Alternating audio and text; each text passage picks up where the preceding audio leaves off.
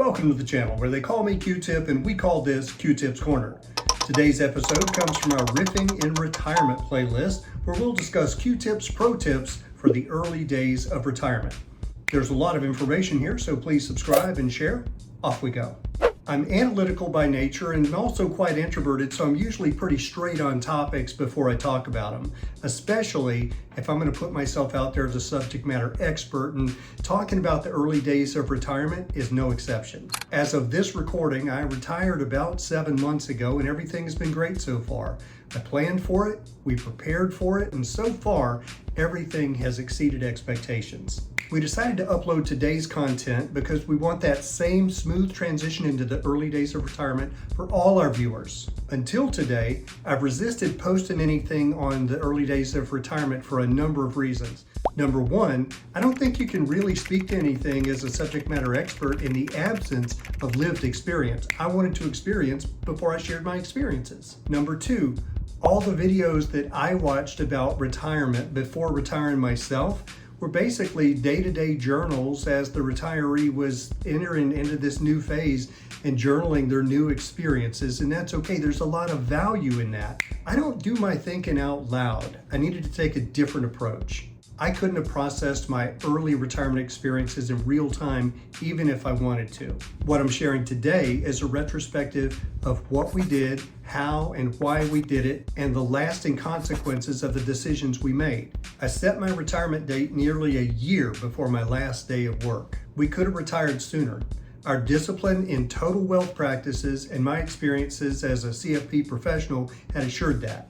I still had dragons to slay in my leadership role though, and I didn't want to leave until I was done, so I stayed there until I felt like my job was complete. I made sure to enjoy my final days with a heightened awareness for how very fortunate I was, and then I stepped away, quietly and completely. Those who know me assumed I'd find some new dragon to slay right away. That was a logical assumption because I'm pretty kinetic, and when working I was usually involved beyond my role in the organization. Not this time. Literally everything was different from before. Now, I've been waking up at 4 a.m. for 44 years. Get up, get a little bit of exercise most days, and get to work early. That's who I am. It's what I do. Retirement has been no exception in that. The difference is whenever I wake up at 4 a.m., I don't get up immediately to attack the day. I took a walk most mornings, still do, 6 or 8 miles, just strolling and thinking about whatever.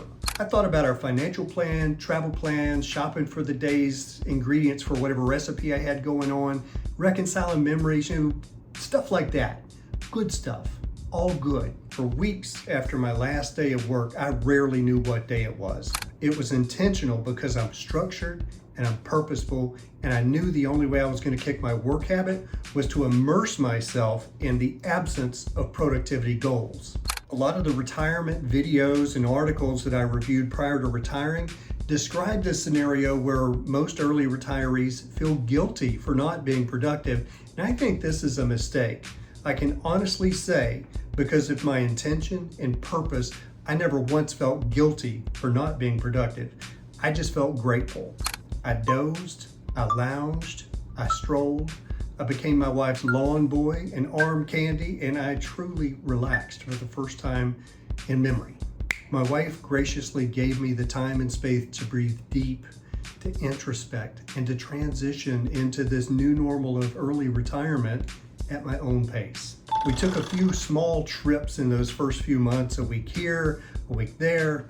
No hurries, no stress, no worries. My cortisol level probably went off the same cliff as my stress level. I lost weight as my body and mind learned to appreciate the new normal of retirement timekeeping. Understand, I'm not happier than I was when I was working, but I'm more content. I don't think any of this would have been possible if we hadn't prepared for retirement long before we considered retiring. Our financial plan was in place. I prepared a comprehensive leadership transition plan for my successor. I dotted my I's, I crossed my T's, and I drove away from my last day of work knowing everything was done. I got it right, and I hope that sharing my experience helps you get it right in your own way. One rule for getting it right is you have to see and accept factual reality. It's not about preference and perception whenever you're setting retirement plans. It's about facts and numbers. There's information coming soon to our Total Wealth playlist that covers this very topic. To bring it all together, my early days of retirement were well planned, well ahead of time, and were well funded for peace of mind. The secret sauce to my peace of mind and that smooth transition into early retirement: number one, comprehensive planning and preparation, both financial and mental, to bridge the past with the future. Number two, purposeful execution of that plan to stay grounded in the present with enough money to afford our life. And number three, closure in my work life that supported growth and peace in my real life. I'm in a great place and I'm happy to share how I got there. We cover comprehensive retirement planning in our Total Wealth playlist, and I'm sure I'll loop back to our Riffing in Retirement playlist as my experiences in retirement evolve. We hope you've enjoyed today's episode, and as always, we welcome comments and questions. We want to help as many people as possible here at Q-Tips Corner, so please subscribe to the channel and feel free to share the content anywhere you think it might be helpful. You'll find the Riffing in Retirement playlist here, our latest episodes here, and you can smash that Q-Tips Corner button there to subscribe to the channel. Be blessed, come back and see us, and we'll catch you on the corner.